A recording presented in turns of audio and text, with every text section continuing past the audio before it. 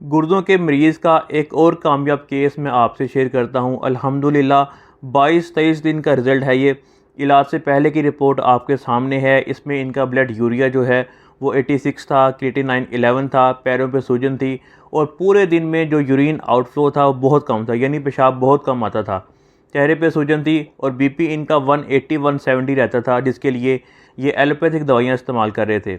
और 22-23 दिन मेडिसिन खाने के बाद और जो भी हम डाइट चार्ट देते हैं इसको फॉलो करने के बाद ये रिज़ल्ट आपके सामने है, जिसमें इनका ब्लड यूरिया कम होकर 63 पे आ गया और क्रिएटिनिन 8 पर आ गया। पैरों पे सूजन थी, जो चेहरे पे सूजन थी वो मुकम्मल तौर पे अब ख़त्म हो चुकी है और ब्लड प्रेशर बगैर दवाइयों के इनका तकरीबन 140 रहना शुरू हो गया है। और ये अल्हम्दुलिल्लाह 22-23 दिन का रिज़ल्ट है। अगर आपको 22-23 दिन में इतना भी फ़र्क पड़ता है तो मेरे ख़्याल से ये आपके लिए गनीमत है, क्योंकि गुर्दों का जो मरीज़ होता है इसकी खुराक, परहेज़ और प्रॉपर मेडिसिन का बहुत ख़्याल रखना पड़ता है। जब तक मरीज़ का इलाज चलता है हम हर तरह से गाइड करते हैं, कोई भी मसला हो, और हमारी कोशिश ये होती है कि जितनी जल्दी हो सके मरीज़ में बेहतरी आना शुरू हो जाए, गुर्दों के सेल्स मैक्सिमम हद तक रिकवर हो सकें।